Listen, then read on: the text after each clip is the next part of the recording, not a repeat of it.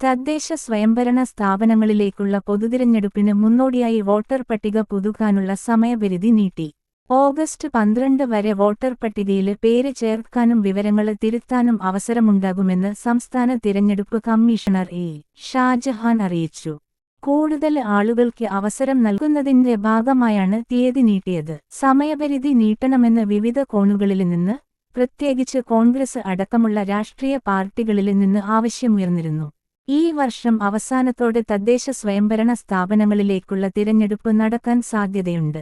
ഈ പശ്ചാത്തലത്തിലാണ് തിരഞ്ഞെടുപ്പ് കമ്മീഷൻ വോട്ടർ പട്ടിക പുതുക്കുന്നത്. പുതിയ വോട്ടർമാരെ ചേർക്കുന്നതിനും നിലവിലെ വോട്ടർമാരുടെ വിവരങ്ങളിലെ മാറ്റങ്ങൾ വരുത്തുന്നതിനും മരിച്ചവരെയും താമസം മാറിയവരെയും പട്ടികയിൽ നിന്ന് ഒഴിവാക്കുന്നതിനും വേണ്ടിയുള്ള അപേക്ഷകൾ ഓൺലൈനായോ അതത് തദ്ദേശ സ്ഥാപനങ്ങളിലെ വോട്ടർ രജിസ്ട്രേഷൻ ഓഫീസർമാർ മുഖേനയോ നൽകാം.